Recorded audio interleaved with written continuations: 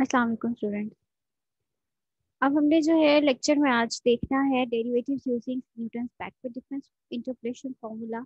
हमने previous lecture जो है उसमें Newton forward difference interpolation formula use किया था to find out the derivatives. Backward differences के लिए भी वही फार्मूला यूज होगा एग्जैक्टली जो हम अपने बैकवर्ड लेक्चर्स में स्टडी कर चुके हैं न्यूटन इंटरपोलेशन के लिए। और उसमें जस्ट जो है आपका ये साइन जो है नेबला का यूज होगा इन केस ऑफ डेल्टा। तो आपने जो है फर्स्ट ऑर्डर डिफरेंस, अगर फर्स्ट ऑर्डर डेरिवेटिव कैलकुलेट करना है एफ डैश ऑफ पी, तो उसके लिए आप 1/h D F P over D P वाला फॉर्मूला ही यूज करेंगे और एग्जैक्टली जो है वो वैसा ही होगा जैसा आपने न्यूटन बैकवर्ड इंटरपोलेशन के लिए यूज किया है। और इसी तरह से सेकेंड ऑर्डर के लिए आपने फर्स्ट ऑर्डर को यूज करना है और उसका आपने डेरिवेटिव लेना है फर्स्ट ऑर्डर का, तो आपके पास सेकेंड ऑर्डर डेरिवेटिव आ जाएगा। इसके एग्जाम्पल के ऊपर हम मूव करते हैं। आपको जो है एक टेबल गिवन है जिसमें ये x जो है वो डिस्टेंस को डिनोट कर रहा है from one end of the cantilever. और इसमें जो है आपने इवेल्युएट करना है फंक्शन को। फर्स्ट डेरिवेटिव आपने फाइंड करना है 0.85 पे और सेकंड डेरिवेटिव आपने 1.0 के ऊपर based on the Newton's backward difference interpolation formula. So let's start. हम सबसे पहले जो है इसमें डिफरेंस टेबल क्रिएट करेंगे जो डाटा हमें गिवन है। अब हमें पता है कि हम बैकवर्ड जो है वो यूज कर रहे हैं, तो इसीलिए हमने जो है वो ये अप्रोच यूज करनी है फ्रॉम बॉटम टू टॉप। और इसमें जो है हमने अपना एक पॉइंट जो है इंटरवल वो कंसीडर कर लिया है और उससे जो है हमने अपना बैकवर्ड डिफरेंस टेबल जो है वो जनरेट करना है। इसमें सेम वही कंसेप्ट यूज हो रहा है जो हमने न्यूटन इंटरपोलेशन फॉर्मूला में यूज किया था। इसमें फिलहाल तक जो है हमने वही चीज यूज की है for constructing the difference table.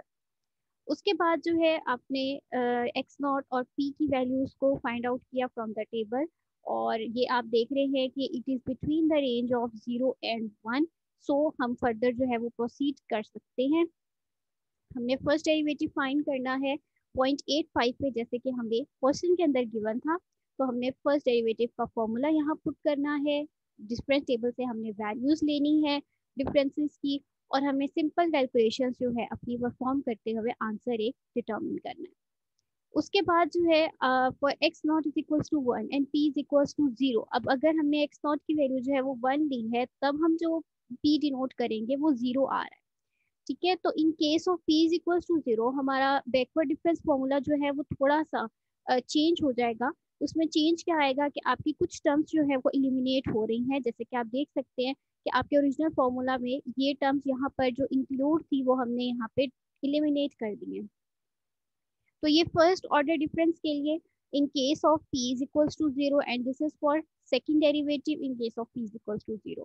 तो हमने जो है सेकंड ऑर्डर डेरिवेटिव फाइंड करना है, जैसे कि हमें क्वेश्चन की कंडीशन गिवन थी f डबल डैश 1.0। इसमें हमने सेकंड ऑर्डर का जो फॉर्मूला है वो यहाँ पे पुट करना है और उसमें हमने डिफरेंस टेबल से वैल्यूज लेनी है और सिंपल अपना जो आंसर है वो कंप्यूट कर देना है। That's the end of the question. ये जो है बहुत एक डेरिवेटिव वाला जो मेथड है ये बहुत एक कंसाइज मेथड है। इसमें आपके पास ये फैसिलिटी होती है कि आप जिस तरह से हायर ऑर्डर की तरफ मूव करते हैं आपका एरर की चांसेस जो है वो कम होते हैं। एरर की चांस क्यों कम हो जाती है? क्योंकि आपका फॉर्मूला जो है वो कंसाइज हो जाता है, स्मॉल हो जाता है। जितनी उसमें कैलकुलेशन कम होगी, जितना फॉर्मूला आपका कंसाइज होगा, उसमें एरर के चांसेस उतने ही कम होंगे। सो इसलिए अगर हमने एरर हम चाहते हैं कि हमारे आंसर के अंदर ना हो, तो हमने पहला डेरिवेटिव जो निकालना है वो एरर फ्री होना चाहिए, लाइक इन दिस केस। ठीक है, अगर इसके कंप्यूटेशन में कोई मसला आएगा तो ऑब्वियसली इसके आंसर की बेस के ऊपर ही हमारा नेक्स्ट डेरिवेटिव जो है वो बेस करता है। तो अगर इसमें एरर होगा तो ऑब्वियसली नेक्स्ट जो हमारा सेकंड डेरिवेटिव है उसमें भी आपका आंसर जो है वो चेंज आएगा। तो इस वजह से हमने फर्स्ट की जो कैलकुलेशन है फर्स्ट ऑर्डर की वो बहुत ध्यान से करनी है ताकि इसमें हम जितना हो सके एरर के चांसेस को एलिमिनेट कर सकें।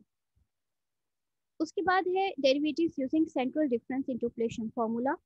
सेंट्रल डिफरेंसेस के लिए हमने again sterling interpolation formula use करना है, जिसका फार्मूला जो है वो ये है जो हम ऑलरेडी प्रीवियस कंसीडर कर चुके हैं और इसकी एग्जांपल्स भी हमने देखी थी। और अगर आपको अभी भी इसमें कोई कंफ्यूजन है तो आप वो वाला लेक्चर जो है प्रीसीडिंग आप यहाँ पे देख सकते हैं। अब इसमें जो है डेरिवेटिव्स को किस तरह से कंप्यूट किया जाता है, फर्स्ट ऑर्डर के लिए आपने again 1/h dfp over dp formula use करना है, और यहाँ पर 1/h के बाद फर्स्ट ऑर्डर होगा उसमें आपने इसका डेरिवेटिव जो है वो ले लेना है। ठीक है जी, इसके डेरिवेटिव से सिंपल आपने जो है वो अपना आंसर कंप्यूट करना है। जब हम यहाँ पर करेंगे ये होता ये है कि p की जो पावर है यहाँ पर, तो p जो है वो पावर को 0, उसके बाद p की पावर जो है वो यहाँ पे 1 हो जाएगी, और ये 2 जो है जो भी इसकी पावर होगी वो मल्टीप्लाई हो जाएगी p के साथ। तो जब इसके साथ हम मल्टीप्लाई करेंगे तो 2 × 1/2 यहाँ पर हो जाएगा। ठीक है, डेरिवेटिव जो है उसमें ये होता है कि पावर आपकी मल्टीप्लाई हो जाती है, तो ऑब्वियसली ये कैंसिल हो जाएंगे, तो हमारे पास सिंपल p और सिग्मा स्क्वायर एफ नॉट रह जाएगा। सिमिलरली यहाँ पर जो है आपके पास 6 का फैक्टोरियल जो है वो हम लेंगे, वो आपके पास 12 होता है, और यहाँ पर जो है 3 को हम उसके साथ मल्टीप्लाई करेंगे, 3 की पावर जो है आ रही है आपके पास उसमें से एक हमने माइनस कर देना है।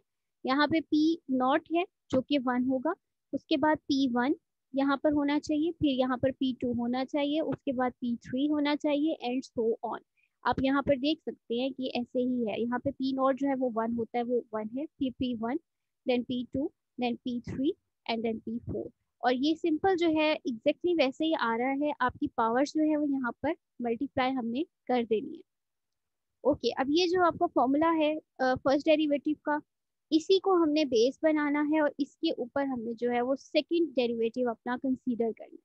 ठीक है जी, सेकंड डेरिवेटिव के लिए आपने सिग्मा स्क्वायर से जो है वो स्टार्ट लेना है, सिग्मा स्क्वायर एफ नॉट, और उसके बाद p mu sigma cube F not and so on and so fourth. इस तरह से आपने अपना सेकंड डेरिवेटिव जो है वो कंक्लूड करना है।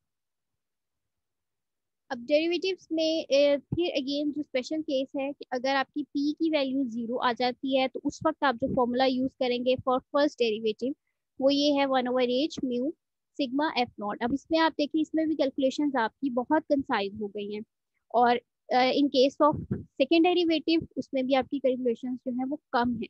तो आपने जो है ये इसकी डेरिवेशन पर नहीं जाना कि ये डेरिवेशन जो है हमने इसी कैसे करनी है, आपने सिंपल जो है इन केसेस को कंसीडर करना है, और अगर आपका क्वेश्चन सॉल्व करते हुए p की वैल्यू 0 आती है तो आपने उसके मुताबिक जो है इसको डील करना है। इसके एग्जांपल हम देखते हैं कि टेबल जो है वो एक गिवन है, और उसमें जो है आपको ये डिमांड किया जा रहा है कि आपने रेडियस ऑफ कर्वेचर जिसको रो से डिनोट किया गया है, इस p के साइन को हम रो बोलते हैं, और इस रो को डिनोट करने के लिए ये फॉर्मूला है, और इससे हमने जो है रेडियस कैलकुलेट करना है एट द पॉइंट 0.6। ठीक है, 0.6 जो है ये हमारा ओरिजिन है इस टाइम, क्योंकि हम सेंट्रल डिफरेंस की बात कर रहे हैं, तो उसमें जो है हमारा ओरिजिन गिवन है एट द 0.6।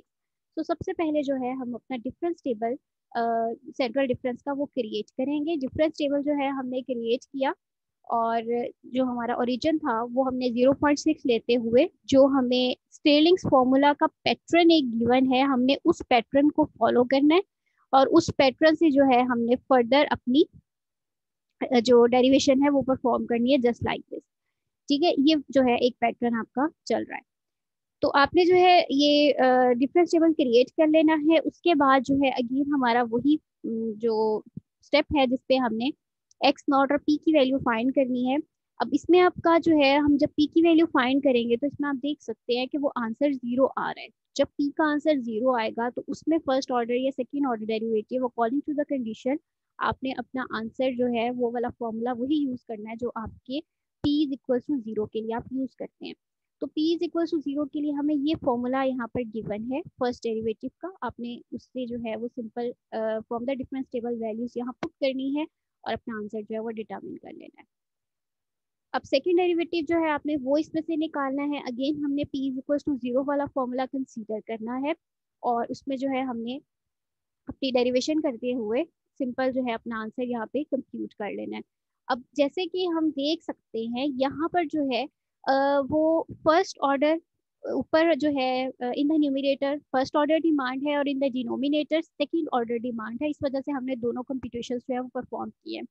तो इसमें जो है हम अपना फर्स्ट ऑर्डर का आंसर 4.92 था, हमने 4.92 फर्स्ट ऑर्डर के आंसर में जो है पुट करना है, और सेकेंड ऑर्डर के लिए जो हमने कंप्यूट किया 6.969 वो हम पुट करके अपने जो भी कंप्यूटेशन है मैथमेटिकल वो परफॉर्म करेंगे और आंसर जो है वो डिटरमिन कर देंगे रो का जो हमें क्वेश्चन में गिवन था।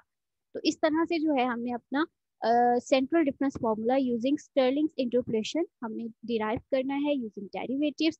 नेक्स्ट जो है आपको कुछ प्रैक्टिस क्वेश्चंस गिवन है और आपने उसकी जो है वो प्रैक्टिस करनी है। आई होप आपको मजीद प्रैक्टिस से जो है वो क्लियर हो जाएगा कि इन फार्मूलाज को हम किस तरह से यूज करते हैं एंड देन आप इसका बिहेवियर जो है वो चेक कर सकते हैं।